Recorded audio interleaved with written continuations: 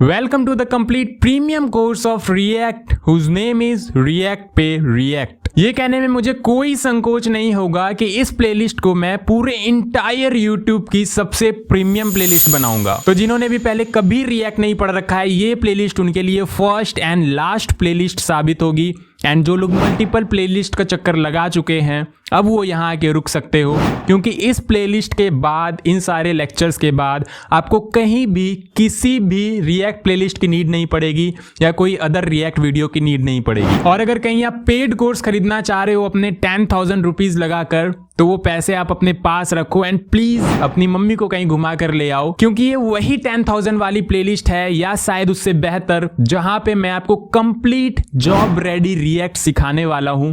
आप चाहे कंपनी में काम करना चाहते हो या फ्रीलांसिंग करके कुछ पैसा कमाना चाहते हो या फिर अपना कुछ स्टार्टअप बिल्ड करने का इरादा है, this playlist is best for you. आज के डेट में रिएक्ट सबसे ज्यादा फेमस, सबसे ज्यादा ट्रेंडिंग एंड सबसे ज्यादा यूजफुल लाइब्रेरी है। काफी लोगों को लगता है कि रिएक्ट हमेशा से ही सबसे ज्यादा पॉपुलर लाइब्रेरी रही है क्योंकि इसे फेसबुक ने बिल्ड किया है, बट ऐसा बिल्कुल नहीं है। रिएक्ट जब इनिशियली लॉन्च किया गया था, रिएक्ट को सबसे ज्यादा हेट, सबसे ज्यादा नफरत मिली थी। रिएक्ट को one of the worst library माना जा रहा था डेवलपमेंट के लिए। तो सबसे पहले तो मैं आपको रिएक्ट की एक जबरदस्त स्टोरी सुनाना चाहूंगा, जिसको सुनने के बाद रिएक्ट सीखने की तलब तो बढ़ेगी ही साथ अपने करियर को लेकर जो डाउट आपने पाल रखा है कुछ इन्फ्लुएंसर्स की बातें सुनकर, वो डाउट भी खत्म हो जाएगा और एक स्ट्रॉन्ग माइंडसेट के साथ आप डेवलपमेंट की ओर बढ़ रहे होंगे। तो हमारी ये कहानी की शुरुआत ही होती है फेसबुक से, और ये बात है 2010 की। फेसबुक काफी ज्यादा डिमांड में था। फेसबुक एक्सपीरियंस कर पा रहा था, फील कर पा रहा था अपनी high demand and rapid growth को। अराउंड जुलाई 2010 तक फेसबुक ने अचीव कर लिया था 500 मिलियन रजिस्टर्ड यूजर्स। अब यूजर को बनाए रखने के लिए, खुश रखने के लिए जो एक सबसे इंपॉर्टेंट चीज होती है किसी भी वेब एप्लीकेशन या वेबसाइट या एंड्रॉइड एप्लीकेशन में, वो होती है यूआई, यूजर इंटरफेस। यानी कि वो दिखता कैसा है, कोई भी एप्लीकेशन दिखता कैसा है, एप्लीकेशन का लुक कैसा है, क्या यूजर अच्छे से उस इंटरफेस को एडप्ट कर पा रहा है। अब फेसबुक की बात करें तो फेसबुक का यूआई बहुत ज्यादा कॉम्प्लेक्स हो चुका था। स्पेशली चैट्स हैंडल करना, न्यूज फीड्स हैंडल करना, ये सब बहुत ज्यादा कॉम्प्लेक्स हो चुका था। तो फेसबुक एक ऐसे टेक स्टैक की तलाश में थी जिससे वो अपना डायनामिक यूजर इंटरफेस बहुत प्रॉपरली एंड इजिली बना पाए। अब जो टिपिकल टेक स्टैक्स थे जो ऑलरेडी एग्जिस्ट करते थे उस समय, वो थे jQuery, Backbone.js, XHP एंड कुछ frameworks like angular, knockout, amber, ये सभी थे मार्केट में। एंगुलर का नाम तो आप सबने भी सुना होगा, काफी ज्यादा फेमस हुआ करता था। ऑरा था इसका उस समय, इन्हीं सारे जॉइंट्स का रूल चलता था उस समय, शेर की तरह दहाड़ रहे होते थे। अब ये यूआई कॉम्प्लेक्सिटी का तो प्रॉब्लम चल ही रहा था, साथ ही साथ 2011 से 12 के अराउंड फेसबुक इंजीनियर्स को एक बहुत बड़ी प्रॉब्लम्स फेस करनी पड़ी। वो प्रॉब्लम थी यूआई इनकंसिस्टेंसी की। मैक्सिमम यूजर्स के जो फीडबैक्स आ रहे थे वो ये थे कि मैसेजेस में काफी ज्यादा इनकंसिस्टेंसी है, मैसेज रीड करने के बावजूद भी अनरीड मैसेजेस का जो काउंट है वो एज इट इज रहता है। दूसरा ये कि जो मैसेजेस हमने डिलीट कर दिए हैं या एग्जिस्ट ही नहीं करते, वो मैसेजेस भी दिख रहे होते थे।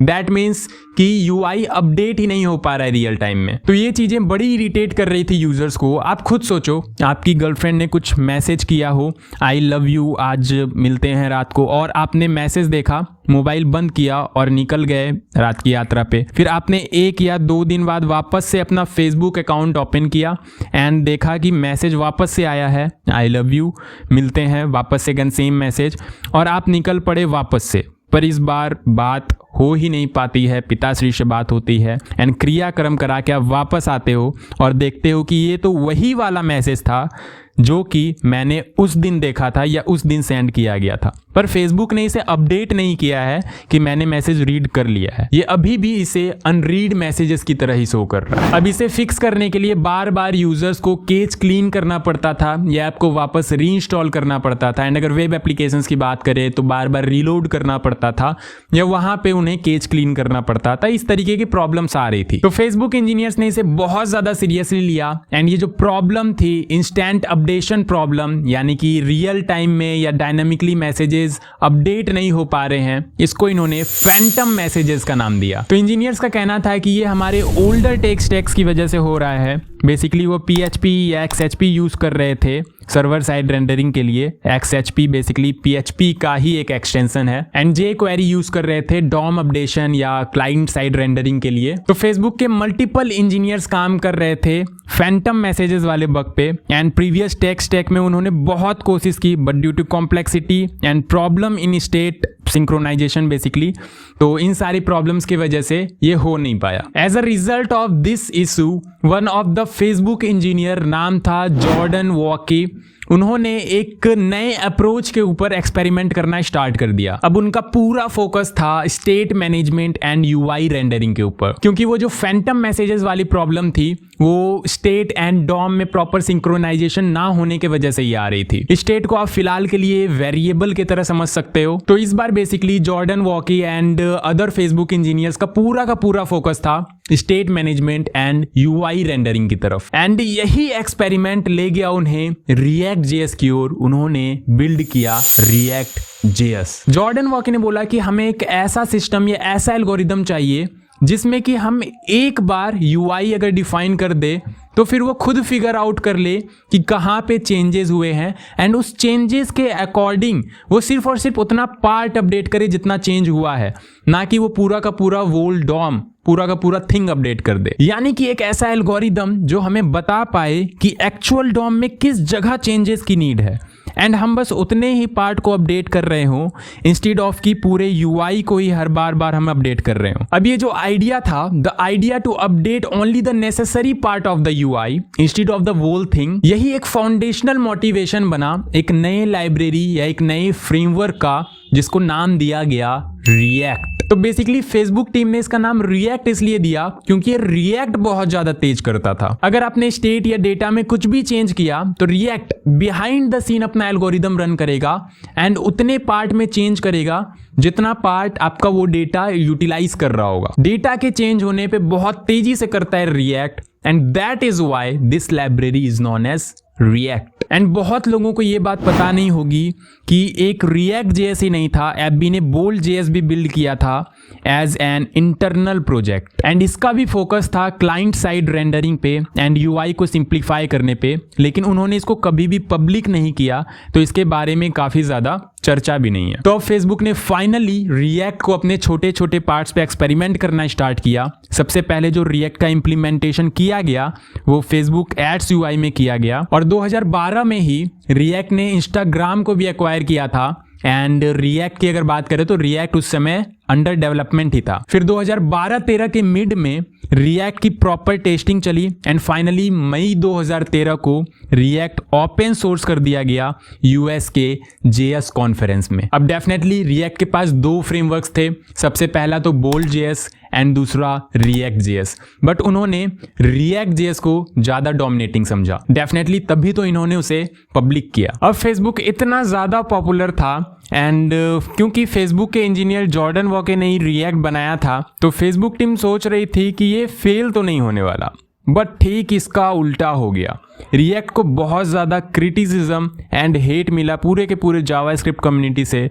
जो मेन रीजंस डेवलपर बता रहे थे React को डिसलाइक करने के पीछे, उनमें से सबसे पहला रीजन था mixing of HTML with JavaScript, यानी कि JSX सिंटैक्स। आपने नाम भी सुना होगा, और अगर नहीं सुना है तो इस पूरे सीरीज के दौरान हम ये सारी की सारी चीजें सीख रहे होंगे। तो React ने JSX सिंटैक्स इंट्रोड्यूस किया था, जिसका मतलब था HTML जैसा दिखने वाला कोड जावास्क्रिप्ट के अंदर, मतलब जावास्क्रिप्ट और HTML का मिक्सअप। एंड डेवलपर्स का कहना था हम HTML, CSS एंड JS को सेपरेट रखना चाहते हैं, जो कि आप सीख भी रहे होंगे कि HTML, JS एंड CSS को हम सेपरेट ही रखते हैं। तो उनका कहना था कि हम तो लेयर्ड आर्किटेक्चर ही फॉलो करेंगे। अब जॉर्डन वॉके ने क्योंकि React बनाया था, तो जॉर्डन वॉके को तो पता था कि React का पोटेंशियल क्या है। उनके हिसाब से React कंपोनेंट्स पे काम कर रहा था, छोटे छोटे कंपोनेंट्स पे, तो JS एंड HTML को मिक्स करके यूज करने में कोई दिक्कत वाली बात नहीं थी। बट क्योंकि नया सिंटैक्स डेवलपर हजम नहीं कर पा रहे थे कि कैसे इसने जावास्क्रिप्ट को HTML के साथ मिक्स कर दिया, ये एक इतना अगली सा सिंटैक्स इन्होंने बना दिया, इस वजह से उन्हें बहुत ज्यादा नफरत का सामना करना पड़ रहा था। फिर दूसरा रीजन उनका कहना था कि why do we need a virtual DOM, JavaScript already has a one. लोगों का कहना था कि वर्चुअल DOM वाला जो कॉन्सेप्ट इन्होंने बनाया है ये ओवर इंजीनियरिंग का नतीजा है, इससे ज्यादा कुछ भी नहीं है। वो वर्चुअल DOM को कंप्लीटली अननेसेसरी समझ रहे थे और उनका कहना था jQuery, एंगुलर JS और बैकबोन JS ये सारे के सारे तो अभी हैं ही and they were good enough. फिर तीसरा रीजन है एंगुलर JS बहुत तेज दहाड़ रहा था उस समय, मैंने आपको बताया ही एंगुलर JS बहुत ज्यादा पॉपुलर था। तो लोगों का कहना था जब एंगुलर JS मार्केट में है ही एंड इतने अच्छे से काम कर रहा है तो ये इररिलेवेंट सी चीजें करने का क्या मतलब है। उनका कहना था कि रिएक्ट जो एक फुल स्टैक फ्रेमवर्क एक्चुअली में है भी नहीं, it was just the V in MVC।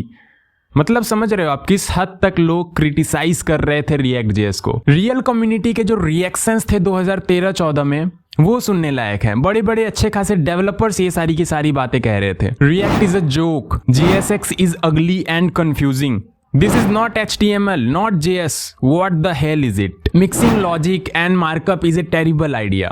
Logic basically means JavaScript and markup कहने का मतलब इनका है hypertext markup language यानी कि HTML. React.js is one of the worst parts of functional programming mixed with the worst parts of HTML. और साथ ही साथ कुछ ऐसे कमेंट्स आ रहे थे जो ये साबित करते हैं कि फेसबुक पे उतना ज़्यादा ट्रस्ट नहीं था डेवलपर कम्युनिटी को।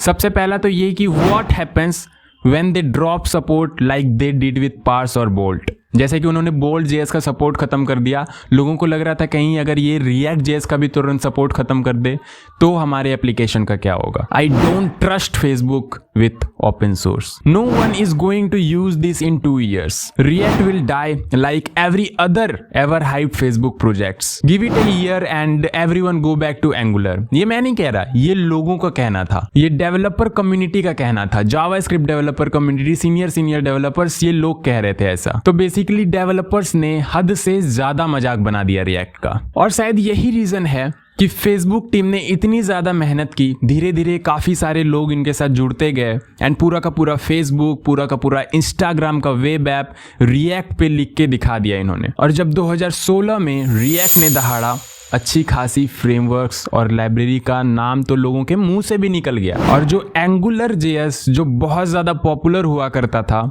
उससे 3 गुना ज्यादा पॉपुलर रिएक्ट बन गया था लोगों के लिए। एंड यही रीजन है कि पूरे जावास्क्रिप्ट सीरीज में भी आप रिएक्ट एंड रिएक्ट का ही नाम ले रहे थे। इससे ये तो आपको सीख ही लेना चाहिए कि टेक वर्ल्ड में कभी भी कोई भी चीज परमानेंट नहीं होती। ये पूरा का पूरा डिपेंड करता है कि कौन कितना ज्यादा मेहनत कर रहा है एंड किसका माइंडसेट बहुत ज्यादा स्ट्रांग है। तो जो फालतू के इन्फ्लुएंसर्स हैं जो किसी भी चीज पे भविष्यवाणी करके हाइप बना के अपनी चैनल की पॉपुलैरिटी गेन करने में लगे हैं ना, उनसे कहो प्लीज एटलीस्ट किसी एक सिंगल प्रोग्रामिंग लैंग्वेज या किसी एक सिंगल टेक स्टैक पे कंप्लीट प्लेलिस्ट ले आओ। हमें तो पढ़ाई करनी है, बाकी भविष्यवाणी करने के लिए तो हिंदुस्तान पूरा का पूरा बाबाओं से ही भरा हुआ है। तो ये बात समझना बहुत ज्यादा जरूरी है आपके लिए कि कोई भी टेक स्टैक सडनली डेड नहीं होता एंड कोई भी टेक स्टैक सडनली बाप नहीं बन जाता। जब ऐसा हो रहा हो आपको दिखेगा, कहाँ दिखेगा? नहीं, यूट्यूब के कार्टून चैनल्स पे नहीं दिखेगा, रियल वर्ल्ड में दिख रहा होगा, जहां एक्चुअल डेवलपर्स बनते हैं,